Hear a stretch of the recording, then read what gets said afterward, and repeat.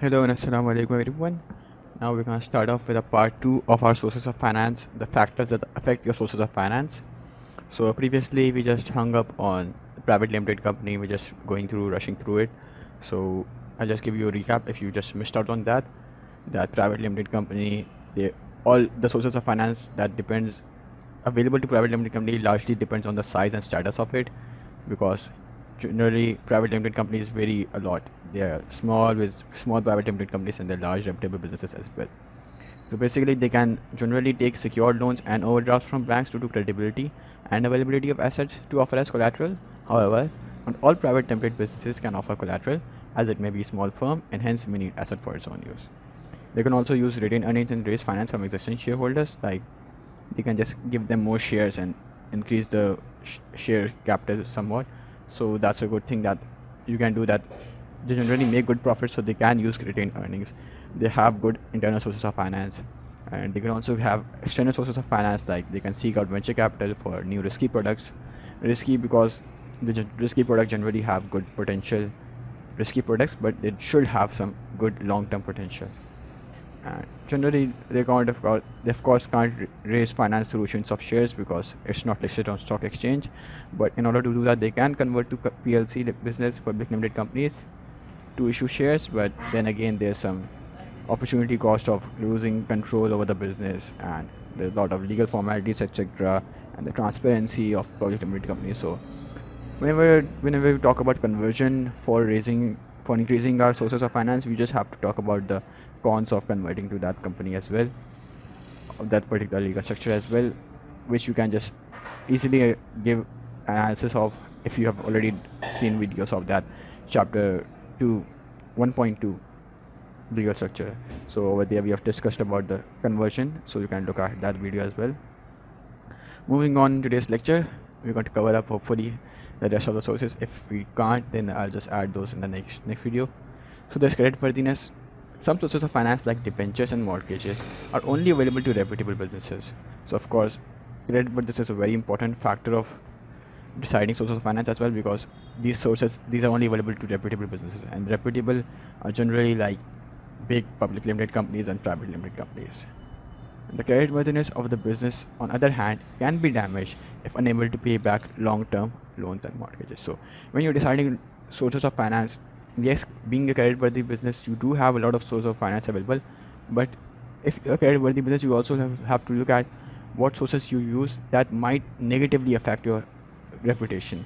So if you're unable to pay long-term loans and mortgages, then that has a very big negative effect on your reputation.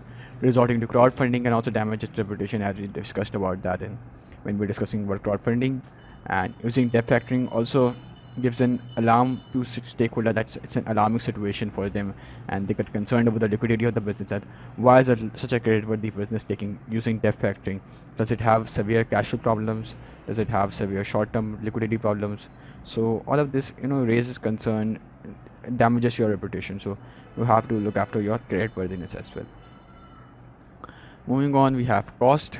The cost of alternative sources might be important criterion in making a decision for appropriate sources of finance. So sometimes it also argued that it is the most important factor that determines your source of finance. So of course it's like a basic thing. The cost involved is a very important thing when you are deciding your sources of finance, like what are the costs that you have to pay, or not just normal costs, it's also opportunity cost that exists with each source of finance. So if interest rates are low, loans, overdrafts, and debentures may be suitable sources of finance. So if they are low interest rates, then of course loan capital is the best source of finance available. For a publicly limited company, issuance of shares can help raise substantial capital, but it may have high administration promotion costs. Hence, other sources might be more appropriate. So issuance of shares is also costly for some businesses and might not give good returns, and other sources might be more appropriate. They might have less costs attached to them. So in those particular situations, using other sources is more better. It's better. The opportunity cost related with the particular source of finance needs to be considered. So whatever the source of finance that you are looking at considering, you also need to look at the opportunity cost, the negative side of that. What is it that you will lose if you just use that particular source of finance? For example, if a company uses sale and leaseback, it may have high inflows and small outflow because of you just sell your asset, you get a high inflow and then small outflows. Just one small mistake, it's high inflow, not inflows. So you get high inflow by selling that asset and small outflows by giving out rentals for using that asset. But the downside of that, the other side, the opportunity cost, is that the asset will only be available for a limited period of time. So you won't be able, it's only available for a limited period of time, and you also lose the ownership of that asset. So the asset could have been used as collateral for secured loans, which may be a cheaper alternative. So you could have used that asset for collateral, so that's an opportunity cost. So, but of course, it all depends. You need to look at your opportunity cost. That if I went for collateral secured loans, would that be enough?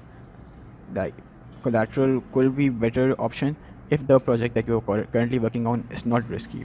So if it's a risky project, then perhaps you might even end up losing your collateral. So in that particular case, using sale and leaseback will be a good option. So you have to look at all these conditions, like the costs attached to it as well. Moving on, we have control. The risk of losing control is also one of the factors that decide source of finance, because some sources of finance may result in the original owners of the business losing some or even complete control of it.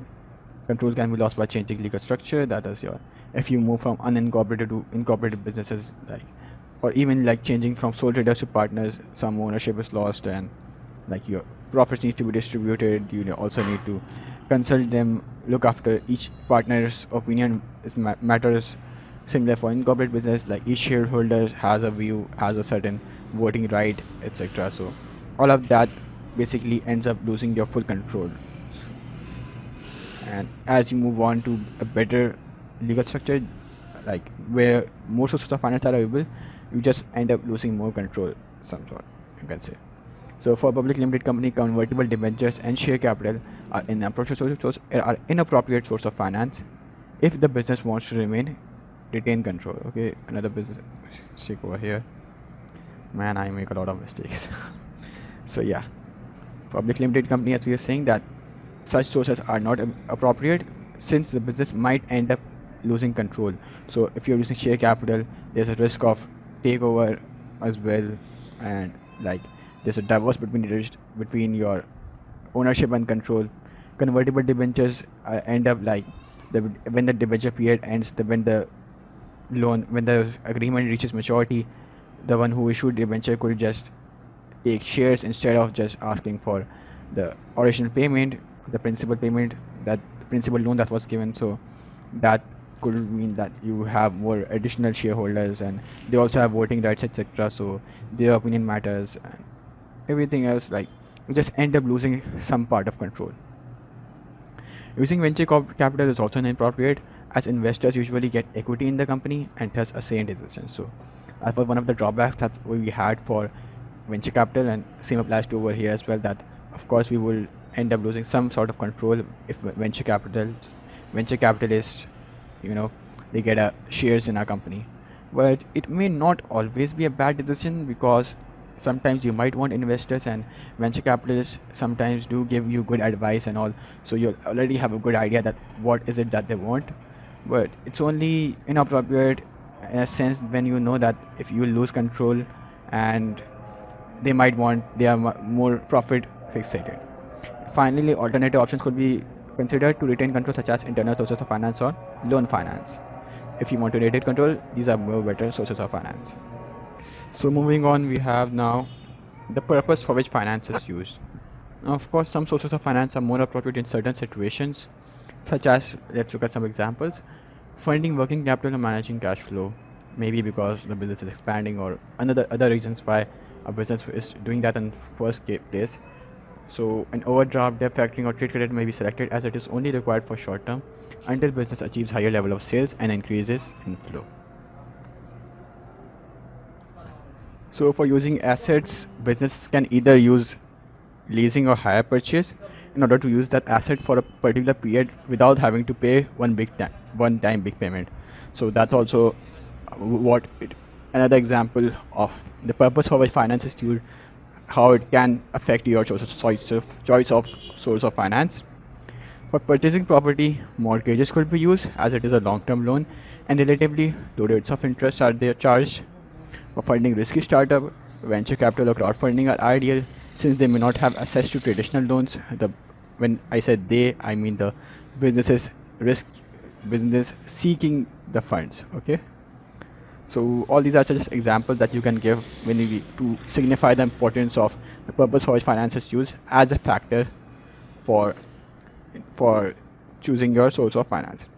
Finally, the lastly in today's lecture, hopefully we will wrap this chapter up. That was a long chapter. So finally, last source of finance we have is gearing. That is the size of existing debts. So gearing is an A2 term again, you just might not know. So you can just use size of existing debts as well, but it won't penalize you any marks. So I will suggest you to use gearing. It's not something much of a difficult term. It's just basically a size of existing debts, you can say, for now, for your understanding for now. So the higher the existing debts of a business, the greater the risk to banks of lending more. Hence, banks would be unwilling to give more loans. That's the basic idea behind this point, that in such circumstances, a business may be forced to seek alternative source of finance like selling assets, crowdfunding, venture capital, or share capital. So if your business already has taken a lot of loans and you have a size of existing debts is high, then you have to take some other alternative sources of finance like selling assets, crowdfunding, venture capital, etc. You just can't go for using bank loan again, because of course the banks won't give you any more loans. So with that, we are done with sources of finance. And yeah, sorry for the rush hour thing. I was just in a rush for now, I guess. This chapter, a little issues with my little brother. Sorry for that. And yeah, look, we are just 3 chapters short for finance, and then we are just done with the course. So thanks for watching, and Allah Hafiz.